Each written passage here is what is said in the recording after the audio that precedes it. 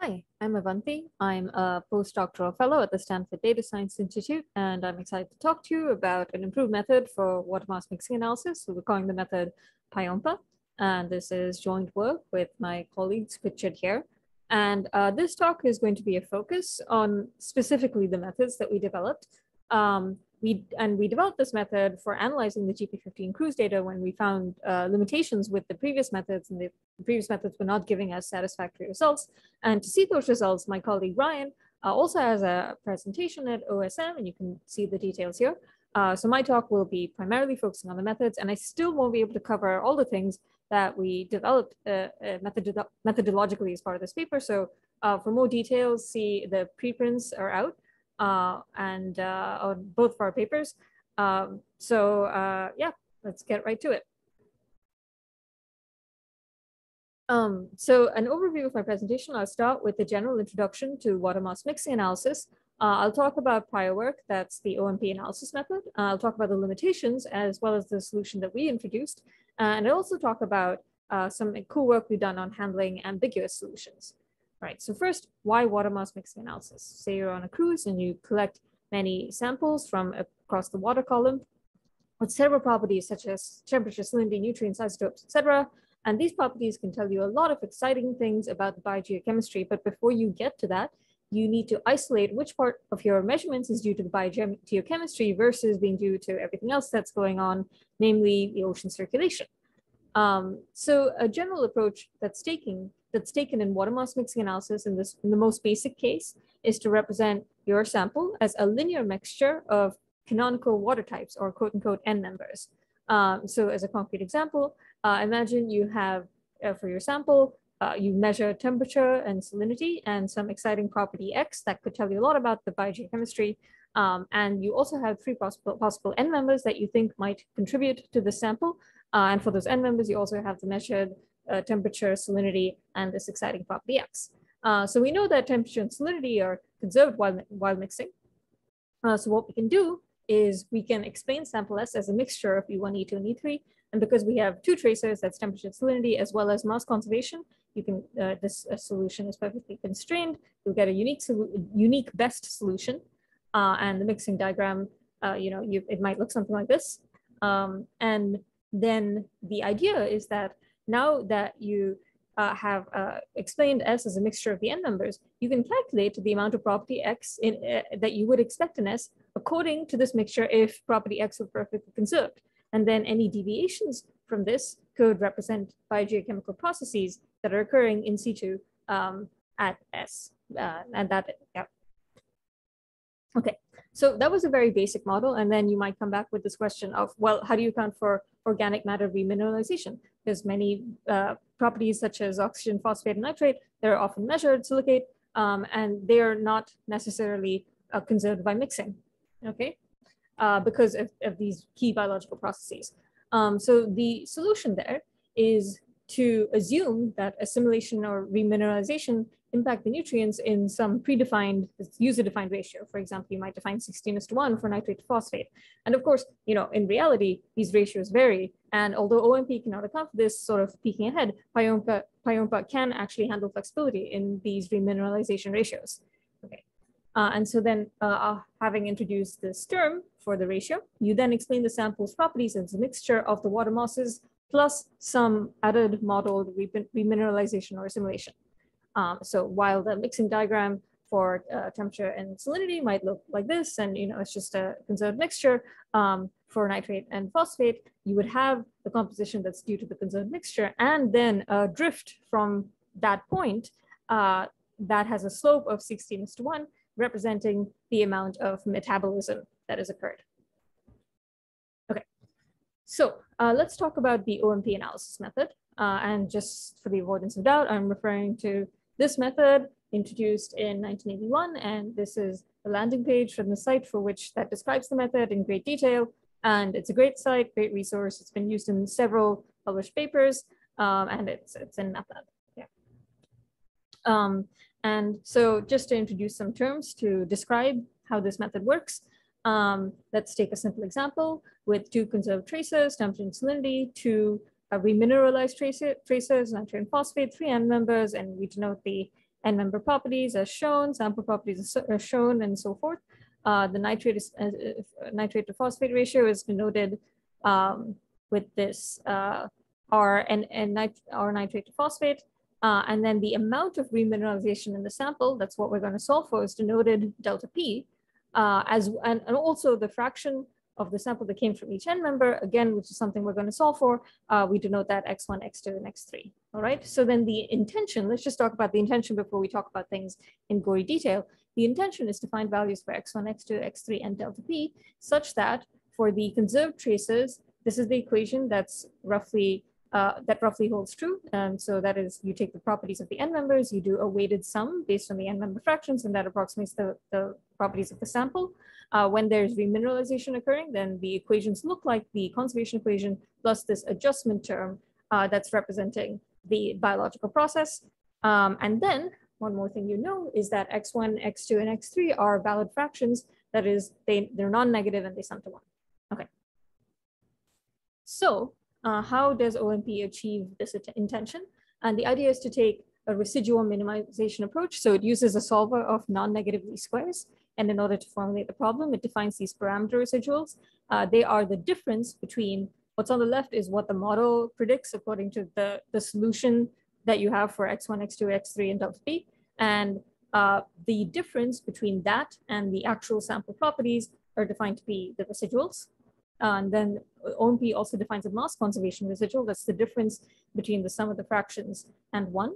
And then it also specifies these user-defined residual weights that can be used to upweight certain residual terms relative to others. And ultimately, it solves for X1, X2, X3, and delta P such that everything is non-negative because it's using a non-negative least square solver, and the weighted sum of the residuals is minimized. So this is the specific optimization problem that is set up to achieve the intention that is shown here. Okay, cool. One thing to note is, and again, hinting ahead, is that this constraint that delta P is greater than 0, this appears because OMP is using a non-negative least square solver, and it's not actually needed to ensure valid fractions, okay? It's just kind of along for the ride. The non-negativity constraint is actually just essential for X1, X2, and X3. And as a result, this prevents OMP from modeling a simulation, or it can either model a simulation or remineralization. If you wanted to model a simulation, you'll have to flip the signs, but it can't model both at the same time. Okay, cool. So just this is a great transition to talk about the limitations of OMP and our solutions. So let's just talk about the one that we just discussed. PYOMPA simply removes that constraint. Optionally, if you want the constraint in, you can have it. Otherwise, it is removed by default.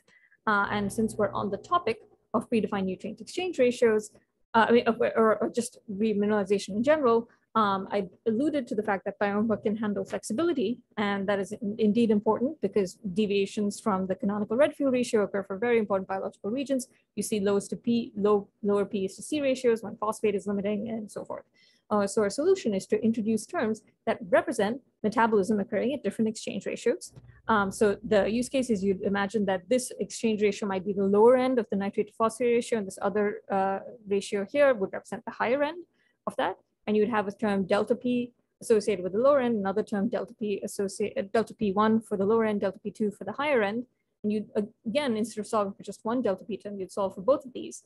And the idea is that if you constrain these terms to have the same sign, so you'd solve the equation twice, once when they're positive and once when they're negative, the same sign constraint ensures that the effective exchange ratio, if you were to pick like what is the effective ratio, it's going to lie somewhere between these two endpoints, okay?